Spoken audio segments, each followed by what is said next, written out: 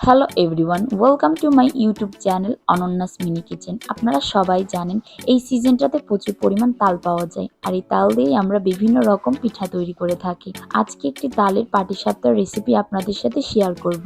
পিঠা তৈরি করার আগে আমাদের খিরসা তৈরি করে নিতে হবে। চুলায় একটা প্যান বসিয়ে দিয়ে দিয়েছি তার মধ্যে 1 কাপ লিকুইড দুধ, আর দিয়ে দিচ্ছি হাফ কাপ পাকা তাল। ভালোভাবে তালটি দিয়ে দেওয়ার পর এর মধ্যে দিয়ে দিব 1/4 কাপ গুড়। আপনারা চাইলে চিনিও দিতে পারেন। গুড় দেওয়ার পরে এবার সবকিছু ভালোভাবে কিছুক্ষণ নেড়েচেড়ে দিতে হবে।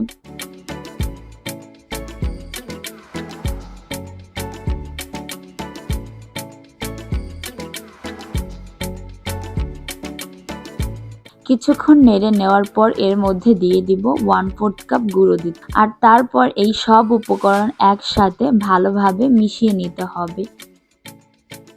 মিশিয়ে নেওয়ার পর এর মধ্যে দিয়ে দিচ্ছি 2 টেবিল চামচ চালের গুঁড়ো, 1/4 কাপ নারিকেল। আপনারা চাইলে নারিকেল বাদও দিতে পারেন। নারকেল গুঁড়া দিলে খিরসাটা খেতে অনেক মজা হয়। এবং এর মধ্যে দিয়ে দিচ্ছি হাফ চা চামচ এলাচ গুঁড়া। এখন অনবরত নেড়ে নিতে হবে যতক্ষণ না পর্যন্ত খিরসাটা ঘন হয়ে যায়। অনবরত নেড়ে চেড়ে ঘন করে নিলেই তৈরি হয়ে যাবে খিরসা। খিরসাটাকে ঠান্ডা করার জন্য সাইডে রেখে দিব। একটি বাটির মধ্যে নিয়ে নিচ্ছি 1 কাপ তালের পিউরি। এর মধ্যে দিয়ে দিচ্ছি হাফ কাপ চালের গুঁড়া, হাফ কাপ ময়দা এবং দিয়ে দিচ্ছি 2 টেবিল চামচ চিনি এবং স্বাদ মতো লবণ। আপনারা চাইলে বাদও দিতে পারেন, লবণ দিলে মিষ্টির টেস্টটা বেড়ে যায়। এবার ভালোভাবে এটিকে নেড়েচেড়ে নিতে হবে। নেড়েচেড়ে কিছুক্ষণ নেওয়ার পর এর মধ্যে দিয়ে দেব 1 কাপ তরল দুধ।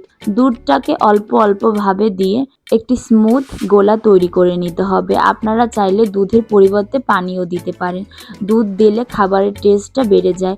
সো এখন এখানে একটি স্মুথ গোলা তৈরি হয়ে গেছে। পিঠা তৈরি করার জন্য চুলাইতে একটা প্যান বসিয়ে নিয়েছি।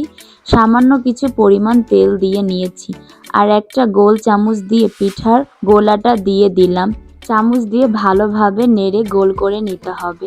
এটিকে কিছুক্ষণ ভেজে নিতে হবে। ভাজা হয়ে গেলেই এর উপরে ঘন করা খিরসা দিয়ে দিব এবং পিঠাটাকে এবার ভাঁজ করে নিয়ে নিচ্ছি। এভাবেই সবগুলা পিঠা তৈরি করে নিচ্ছি।